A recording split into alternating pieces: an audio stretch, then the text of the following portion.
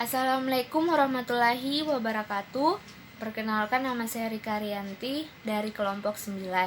Nah, kelompok 9 akan membahas mengenai pelayaran dan aktivitas kenelayanan. Sebelumnya, saya akan membacakan latar belakang dari materi tersebut.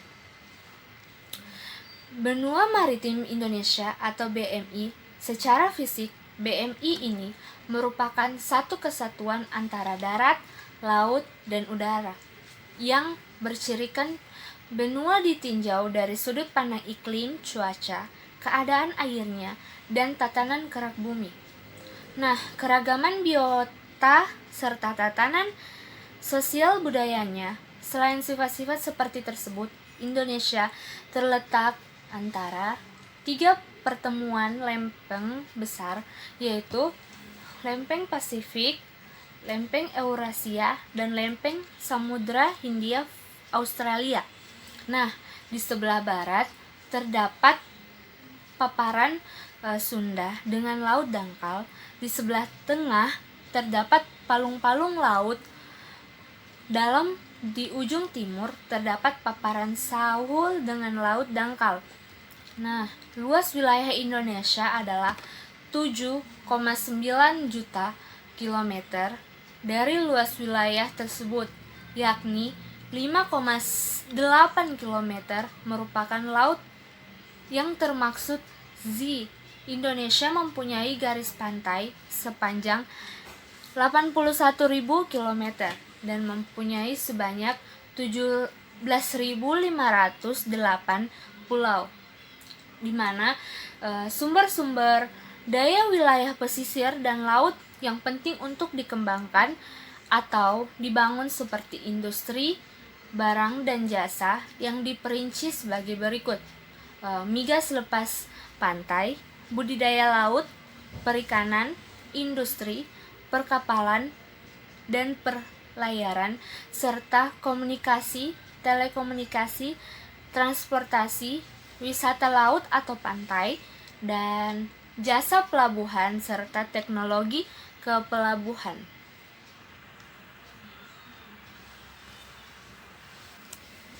Nah, saya akan membawakan penjelasan mengenai apa pengertian dari pelayaran dan jenis-jenis pelayaran.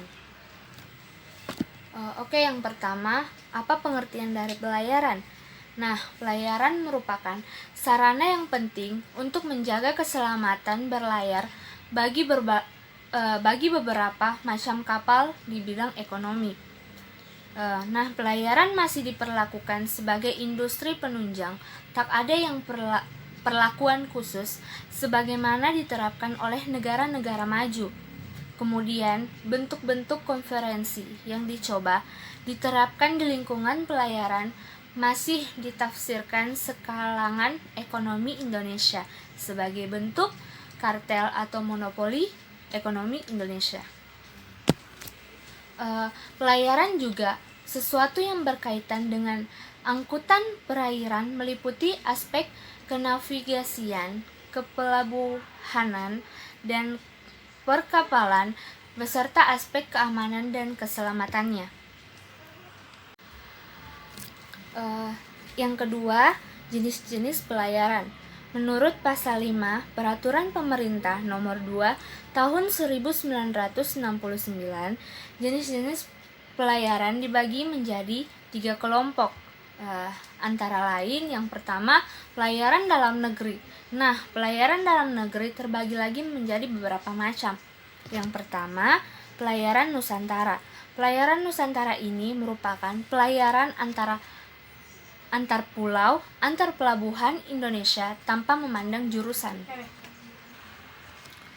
Yang selanjutnya, pelayaran lokal atau pelayaran jurusan tetap, yaitu yang bertugas menunjang kegiatan pelayaran Nusantara dan pelayaran luar negeri dengan menggunakan kapal-kapal di bawah tonase 175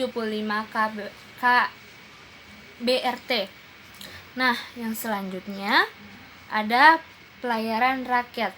Pelayaran rakyat yaitu pelayaran Nusantara yang menggunakan perahu layar tradisional.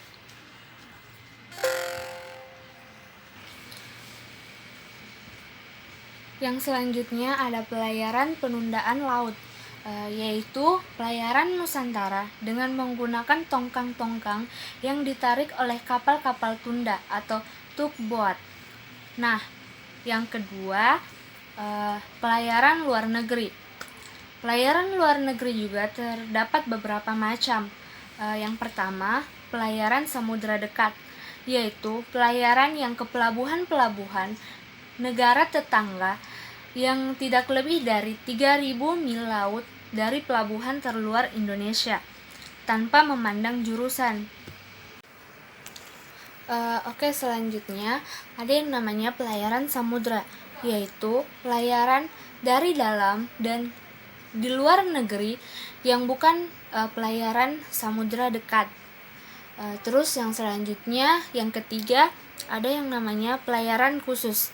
Pelayaran khusus yaitu pelayaran dalam dan luar negeri dengan menggunakan kapal-kapal pengangkut khusus untuk pengangkutan hasil industri, pertambangan, dan hasil-hasil usaha lainnya yang bersifat khusus. Misalnya minyak bumi, batu bara, dan lain-lain. Mungkin itu saja yang dapat saya sampaikan mengenai pengertian pelayaran dan jenis-jenis pelayaran. Terima kasih. Wassalamualaikum warahmatullahi wabarakatuh.